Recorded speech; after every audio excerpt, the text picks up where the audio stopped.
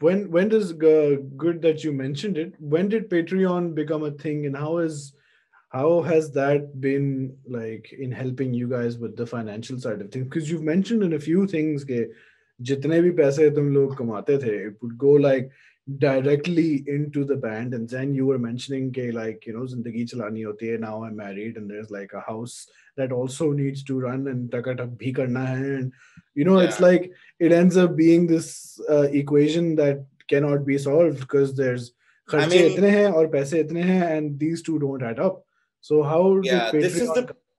this is the point. Like जब हम छोटे होते थे, we'd always hear कि oh यार ये फलां band टूट गया, oh boy की शादी होगी ये वो. You know, this is the point where bands sort of start feeling like कि यार ये मैं क्या कर रहा हूँ, right? Yeah. But I mean, we're lucky to have like a great partner in Daud Khan, who's our manager and a very long time friend, who's like super smart and sort of helps us move in ways as a business that, you know, is kind of sustainable. Okay. I mean, like UC की सबसे पहले शादी हुई. Yusuf was already married when we were recording Acrophase. फिर मेरी हुई, फिर Luke की हुई. Now Ali Sohail is getting married. So it's like not just one married dude, it's like 4, you know. So it's a lot of responsibility. So Patreon is like, you know, a big thing that helped us because हम सारे यही सोच रहे थे कि dude, like Acrophase पे हमने अपनी जेब से लगा लिए हैं, but this next record that we definitely want to do because we have like a lot of support on it. ये किस तरह करना है? And Daud Khan was like, dude, Patreon बनाओ, Patreon yeah, dude, बनाओ. We were all the credit for this goes to Daud Khan. Definitely. I also kind of felt weird about it at the start. You know, kya matlab, donations hain ye, what is it, right? But when I sort of figured it out, ki you giving all of this, it's like basically like a fan club. I mean, like Metallica has had a paid fan club since the early 80s, right? So, I mean, this is not entirely a new concept. Like, VIP fan club hai, and we put it up and not having a lot of expectation कि कुछ होगा. But लगाया था, I think पहले दिन पे we had like $30 or I don't know, $15-20. उसमें से एक दाऊद खान खुद से लेकिन वो अभी भी देता है $10. वो अभी भी देता है $10 बेचारा. But yeah, I mean, instantly it started picking up to a point where we have like passive income for the band, which we're not like paying out salaries from. It's just like it's going to pay the whole record. Like अभी जो हमारी पिछले साल की Patreon earnings हैं, other than like a sound card, like we've spent over 2 lakh रुपए, 1 lakh का हमने sound card लिया, 1 lakh की music video की Flash Your Bones, right? I mean, that was previously unimaginable for this band, right? And as of where we stand right now, the next record ka artwork, mix, master is all taken care of by Patreon, merch sales, and Spotify stream, and Bandcamp sales.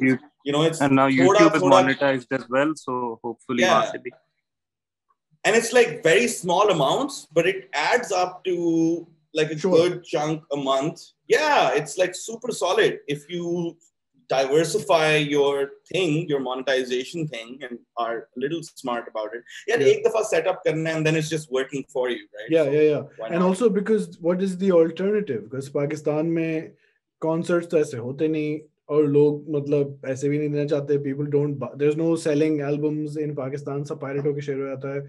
Do people buy merch? And so like, what was your alternative? कितने sessions करोगे अगर उनके भी concert नहीं हो रहे? You're exactly right, क्योंकि our album got released when the pandemic was at its like peak. तो उस वक्त पे तो we didn't have any expectations कि हम concerts करेंगे and we'd be like invited to shows and get paid for those shows, even though we did get some people who hit us up कि यार ये show कर लो लेकिन ये free है. But I mean, merch is one of those things जिससे पूरी दुनिया में bands tend to make money. And then there's also Bandcamp जहाँ पे you could just purchase the album high quality पे you could download that. So I mean, even with the shirts, we wanted to just conclude with this कि the one thing that I'm happy about Takatak doing is that it's now able to sustain itself. Matlab ki we don't need to take money from our personal savings or from our parents or from our families anything. We can fund whatever happens in Takatak by its own income. Yeah, I think this is something that every band should strive for. Definitely. I just paid off like my part of the loan for the like those videos that you were mentioning, right? So and that's where also Flux comes into the picture. Yeah. Because, but we can get to that later. Yeah. No, because I just want to get like so that people understand. I want to paint this picture of what it means to be like a musician in Pakistan who's not famous. Like you're not an Atif Aslam, you're not a famous person. Just international tours हो रहे हैं और बस पैसे आए जा रहे हैं.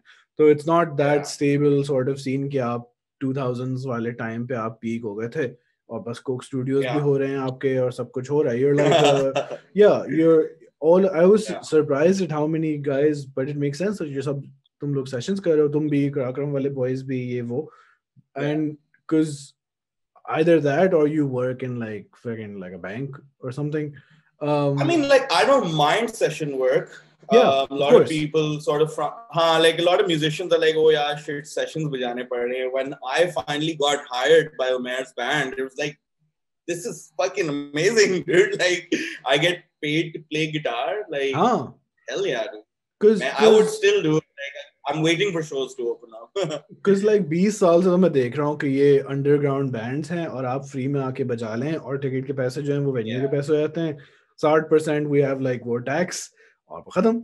There's just never enough money to go around. So you have to do all these side things. And now thankfully there's like advancements in technology like Patreon and streaming and all of that stuff. Which because this part really struck me from your chat with Daniel on the mic thing where you're like, bro, paise hi nahi kharch karna chahte log in Pakistan, which sort of links into like not even pichle 20 saal but pichle 30 saal se, because there's been no music scene, a stable scene. People don't have that relationship with music where yes, of course you have to pay for it, and that's how. I mean, the only thing that did give us some hope was the LMM festival that used to happen every year in Lahore, or wo bhi ab matlab because of COVID the whole thing just crashed down. And also like, dude, I mean, if you listen to podcasts by kya ye Misha kis pe tha jis pe, dude, he was saying ke shows even internationally, matlab in our talks with Keshav, we came to realize ke live shows pe bhi bands were only making money from selling merch and stuff.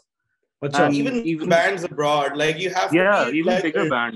really massive band to be able to be profiting off of your tickets. Like jab tak millions mein aapki following nahi hai.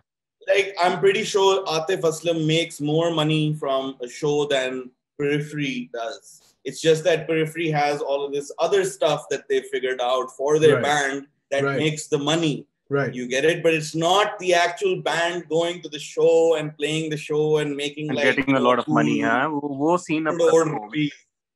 Yeah, it's not. वो Black Sabbath में enjoy किया था वो time. Guns N' Roses ने, that time is over. Tens of thousands. And now it's in like a stadium, it's like you make good music. You make good music that connects with a lot of people, and then you use the I guess clout or following you've gathered from that music into other investments and other ventures that eventually make you money. Right.